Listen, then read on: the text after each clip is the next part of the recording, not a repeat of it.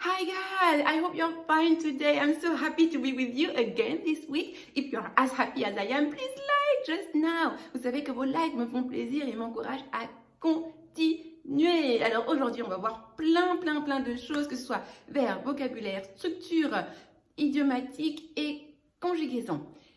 And I'm going to teach you by telling you a story, as usual. Je vais vous enseigner tout ça à travers la petite anecdote du jour qui s'est produite ce matin. This morning, while riding my bike, et ça, c'est le premier élément, justement. D'habitude, my sport is fast walk. Fast walk or power walk. Alors, je ne sais pas si vous connaissez, je ne sais pas si ça vous parle en anglais, ça se dit fast walk or power walk. Power walk, c'est de la marche rapide. Ça, c'est mon sport. Et justement, première expression, j'ai l'habitude de marcher tous les matins. I am used to walking every morning. Ça, c'est l'expression pour exprimer l'habitude. Elle est très fréquemment utilisée, mais très souvent mal utilisée. Donc, je vous donne la structure. To be used plus le verbe en ing. En l'occurrence, dans mon exemple, j'ai l'habitude de marcher tous les matins. I am used to walking every morning. Ok? Donc, j'ai l'habitude de marcher tous les matins. I am used to walking every morning, but this morning I didn't walk. I rode my bike. Ce matin, je n'ai pas marché. J'ai fait du vélo, to ride, rode, ridden, verbe irrégulier, faire du vélo ou to ride a horse, monter à cheval, faire du cheval, to ride a bike, faire du vélo.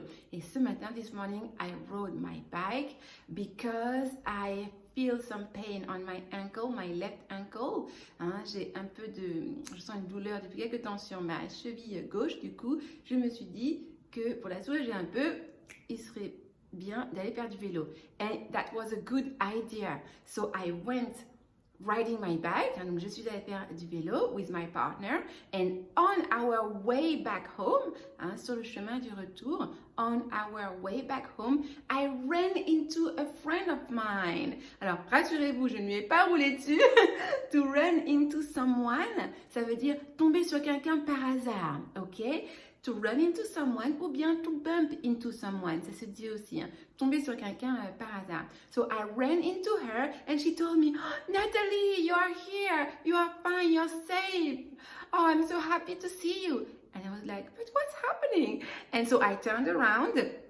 J'ai fait demi-tour et je lui ai dit, mais oui, parce qu'elle était vraiment surprise et overwhelmed. To be overwhelmed, c'est être submergée par les émotions. Elle était vraiment, elle dit, Nathalie, je suis contente de te voir, je suis contente que tu ailles bien, parce que I was away for 3 weeks. Je n'étais pas là pendant 3 semaines. I was away for 3 weeks. So she hadn't seen me for 3 weeks. Elle ne m'avait pas vue pendant 3 semaines, donc elle était très inquiète. And I don't have her phone number. I have her partner's phone number, but I don't have hers, ok?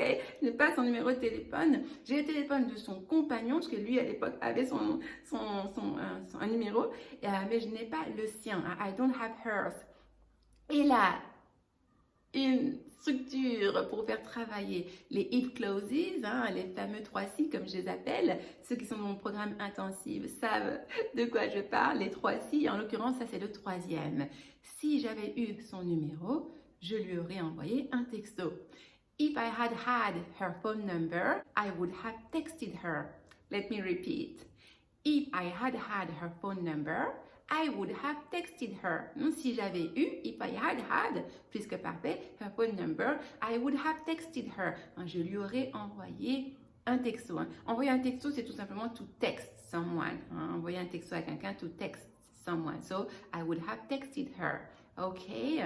So, next time I leave for a long period of time, I will text her. La prochaine fois que je partirai pour un long moment, je lui enverrai un message. It was so cute, it was so nice of her. C'était vraiment très gentil à elle de s'inquiéter. Mais je lui ai dit, you shouldn't have. Tu n'aurais pas dû. You shouldn't have. Tu n'aurais pas dû t'inquiéter. You shouldn't have. I am always fine. C'est ce que je lui ai dit. Tu n'aurais pas dû t'inquiéter. Je vais toujours bien.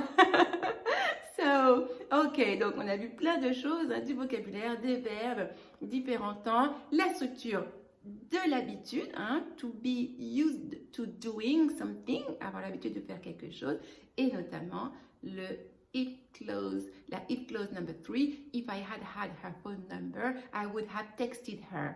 Et le fameux verbe, hein, to run into someone or to bump into someone, hein, tomber sur quelqu'un par hasard. J'espère que vous avez appris plein de choses, que vous pourrez les mettre en application. Si c'est le cas, si vous avez appris, si vous avez aimé cette vidéo, merci de liker et de partager. Vous savez que vos likes et vos partages m'aident à aider encore plus de monde. Donc je compte sur vous et laissez-moi en commentaire des phrases d'exemple. C'est important de pratiquer, vous le savez, pour ancrer, mémoriser tout ce que je vous apprends, c'est important de pratiquer. Donc j'attends vos commentaires, que ce soit avec la structure pour exprimer l'habitude ou la structure avec le si. Hein, j'attends vos commentaires. Hein, vous savez que j'adore vous lire et vous corriger si besoin. Donc n'hésitez pas. Ok, have a very nice day and see you soon. Bye bye. Je vais vous mettre une petite photo. Ça, c'est moi avec mon super vélo. I am very proud of it. Je suis fière de mon vélo. Voilà. Et vous, quel sport pratiquez-vous? Dites-moi également.